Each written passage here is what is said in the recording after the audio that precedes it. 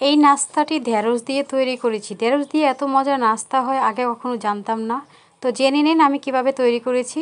তো আমি কয়েকটা ঢেঁড়স নিয়েছি, ভালো করে ধুয়ে নিয়েছি ঢেঁড়সগুলোকে। এখন সুন্দর করে কেটে নিব একটা ছুরির সাহায্যে, আপনারা চাইলে বটি দিয়েও কাটতে পারেন। হ্যালো এভরিওয়ান, আসসালামু আলাইকুম।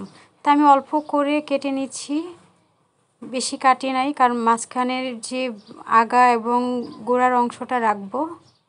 এখন সবগুলোকে কেটে নিচ্ছি।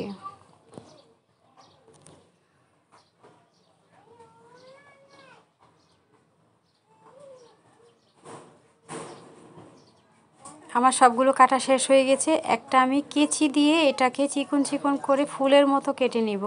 আপনারা চাইলে বটি দিয়েও কাটতে পারেন, যার যেমন সুবিধা সেই অনুযায়ী কাটবে। কাঁচি দিয়ে ভালো লাগে কাটতে, তাই আমি এটা দিয়েই কাটছি। তা আমি এইভাবে সবগুলোকেই কেটে নিব ফুলের মতো। যত সম্ভব একটু চিকন চিকন করে কাটার চেষ্টা করবেন ঢেঁড়সগুলোকে। আমার ভিডিও যদি ভালো লাগে লাইক কমেন্ট শেয়ার করবেন, সাবস্ক্রাইব করে বেল আইকনটা বাজিয়ে দিবেন। ভিডিও ছাড়ার সঙ্গে সঙ্গে আপনার ওখানে নোটিফিকেশান চলে যায়। তা আমি একটা কেটে ফেলেছি, আরেকটা কাটছি।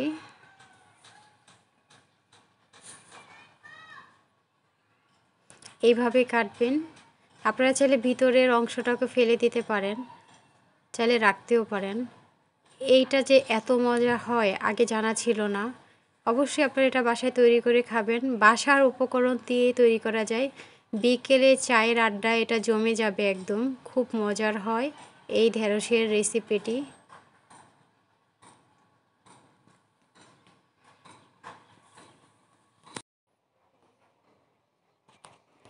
তা আমি এইভাবে সবগুলোকে কেটে নিচ্ছি।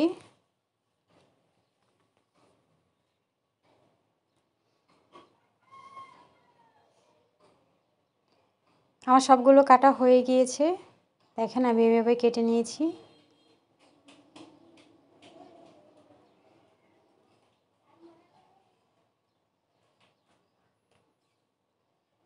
এখন আমি একটা ব্যাটার তৈরি করব।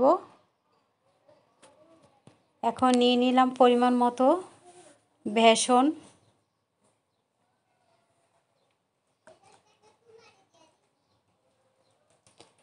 দিলাম স্বাদ মতো লবণ।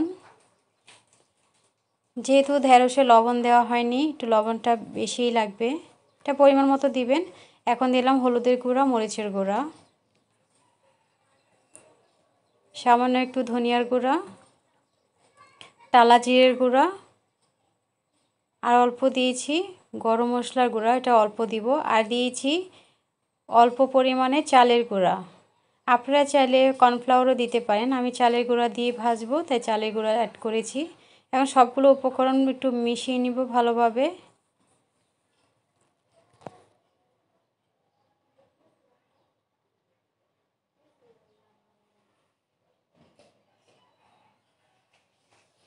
এখন অল্প অল্প পানি দিয়ে এটা ব্যাটার তৈরি করব, সফট একটি ব্যাটার।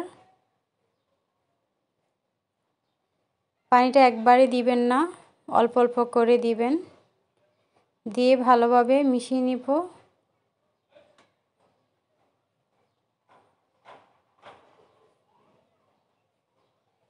আমার ব্যাটার রেডি হয়ে গিয়েছে, দেখেন কত স্মুথ একটা ব্যাটার হয়েছে। এটা আপনারা চাইলে কিছুক্ষণ রেস্টেও রেখে দিতে পারেন, 1 ঘন্টা আধা ঘন্টার মতো, তাহলে আরও ভালো হবে। যেহেতু আমি রেসিপি করব তাই আমি সঙ্গে সঙ্গে এটা ভেজে নিব।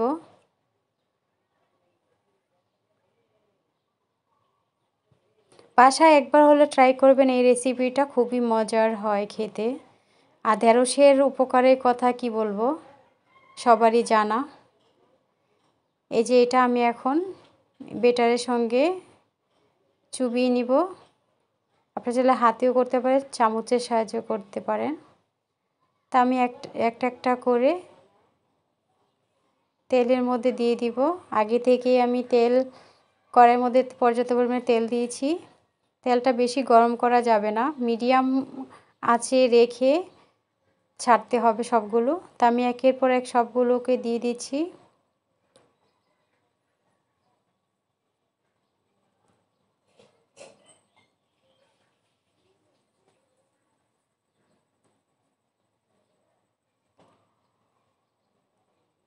খুবই খুবই মজার এই ঢেঁড়সের রেসিপিটা। বিকেলের নাস্তায় অতিথি আপ্যায়নে আপনারা এটা রাখতে পারেন, খুব মজা হয়, খুব ভালো লাগে। বাসায় স্বাস্থ্যকর পরিবেশে এমন একটি নাস্তা, ঢেঁড়সের উপকারী কথা কি বলবো, সবাই জানে। অনেক মজা, অনেক ভালো লাগে। আর ঢেঁড়স খুবই ভালো শরীরের জন্য, স্বাস্থ্যের জন্য। বাচ্চারা অনেকেই ঢেঁড়স খেতে পছন্দ করেন না, তো বাচ্চারাও এইভাবে তৈরি করে দিলে বাচ্চারাও চেটেপুটে খাবে, খুব মজার হয়। তা আমার এটা হয়ে গেছে, উল্টে পাল্টে দিয়েছিলাম, এখন আমি তুলে নিব। কতটা সুন্দর হয়েছে কালারগুলো দেখেন, একদম লোভনীয় লাগছে। এইভাবে সবগুলো বেসনের ব্যাটারের মধ্যে চুবিয়ে চুবিয়ে ভেজে নিব।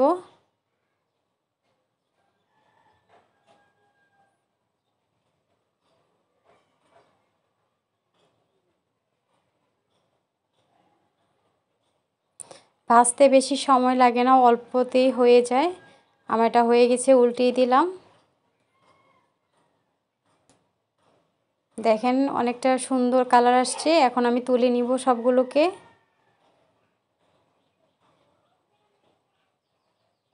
কয়েকটা ঢেঁড়স দিয়ে কতগুলো নাস্তা হয়েছে। বাসার ফ্যামিলির সবার মানে বিকেলের খুব সুন্দর একটি নাস্তা হয়ে যাবে, এইভাবে তৈরি করে খাবেন, খুব ভালো লাগবে। আর বাচ্চাদের তো কোনো কথাই নেই।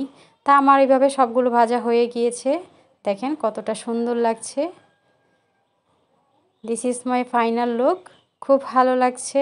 আর এই রেসিপিটা আপনারা অবশ্যই বানিয়ে খাবেন, খুবই মজার হয়, খুব ভালো লাগে। আমার ভিডিও যদি ভালো লাগে লাইক কমেন্ট শেয়ার করবেন, সাবস্ক্রাইব করে অল অপশন চালু করে রাখবেন, ভিডিও ছাড়ার সঙ্গে সঙ্গে আপনার ওখানে নোটিফিকেশান চলে যায়। তো এখানেই শেষ, আল্লাহ হাফেজ, আসসালামু আলাইকুম, থ্যাংকস ফর ওয়াচিং।